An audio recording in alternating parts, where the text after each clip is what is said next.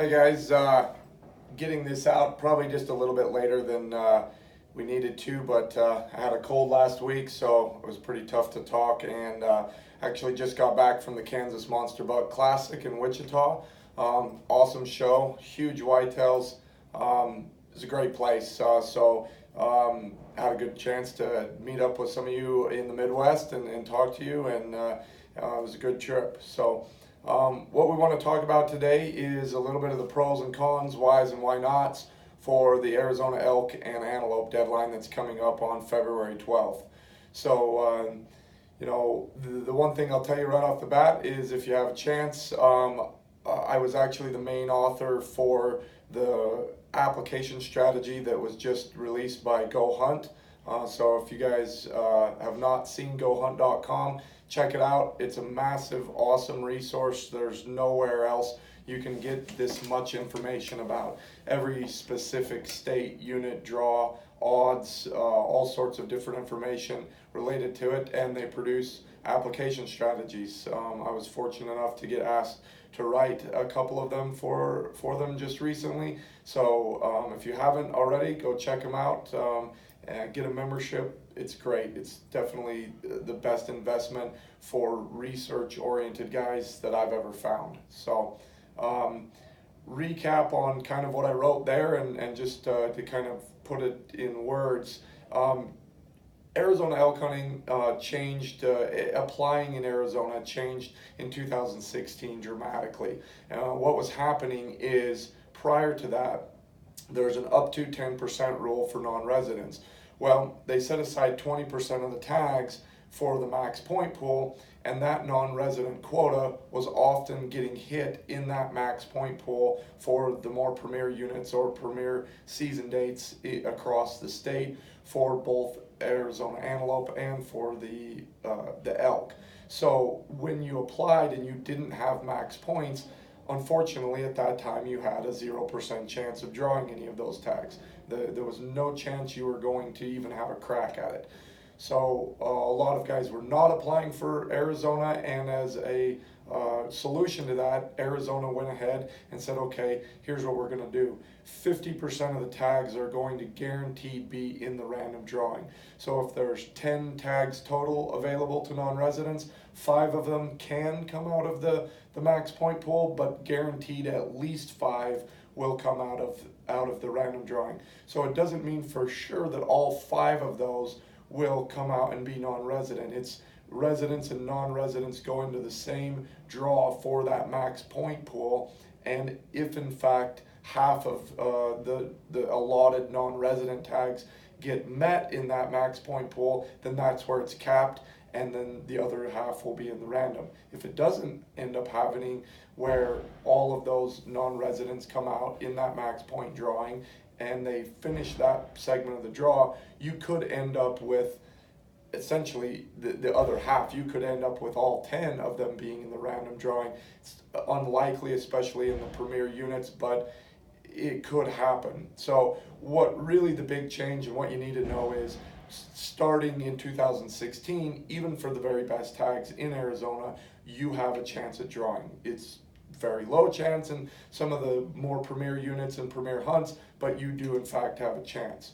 So if we know that we have a chance, and we know that Arizona has 2 choices available, then how we apply changes dramatically than what we would have been doing in the past, because you can now try and draw the very elite tag in the state, whether it be an antelope or an early rifle hunt, or even just the archery hunts, if that's what you're into, for elk, knowing that your name is in that hat. Now it might be a less than 1% chance, but you do in fact have a chance at drawing that as your first choice.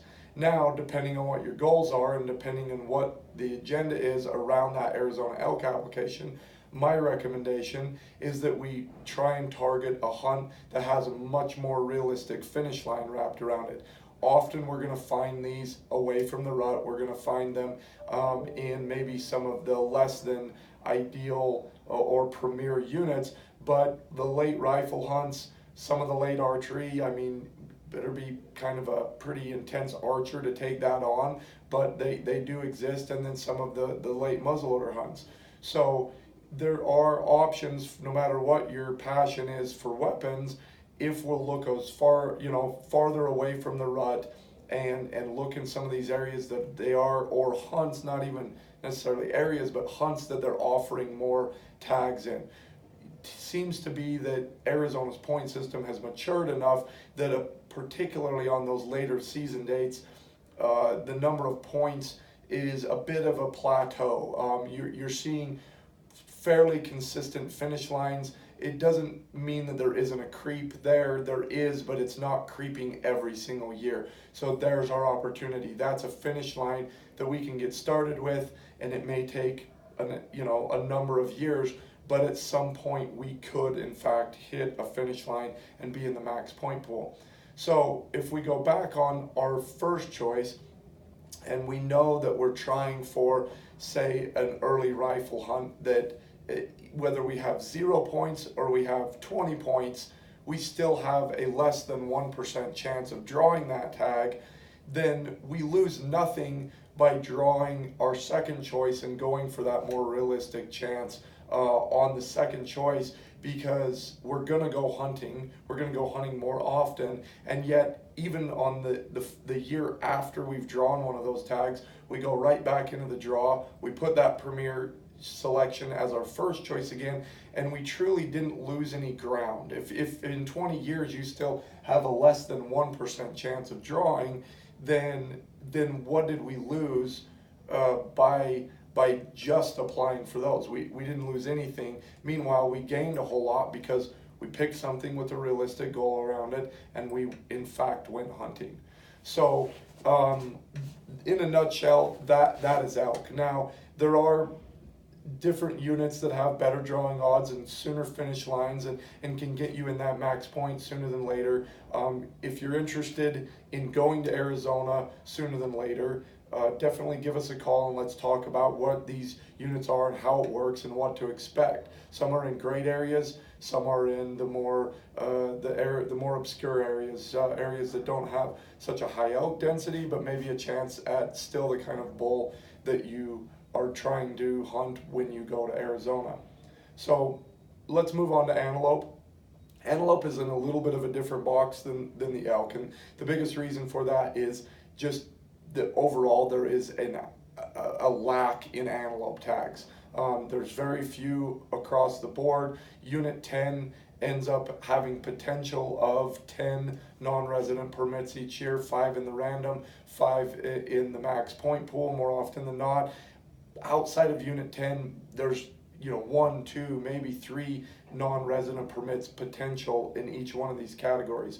So going to Arizona for an antelope hunt is one of the premier hunts in the West, if you ask me. I'm not a hardcore fanatic antelope hunter, but the idea of what potential is wrapped around going on that type of antelope hunt is really intriguing, because it's not your run-of-the-mill antelope hunt.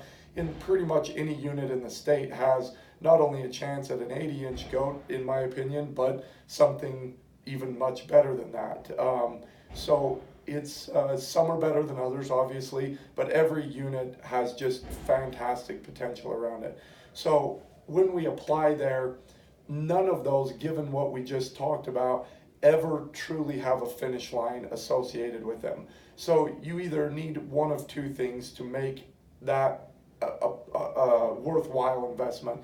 You either have a hang up on your chance at an absolute giant antelope someday, high 80s, low 90s. I mean, not that happens just because you draw, but you are in units of the state that potential is absolutely there.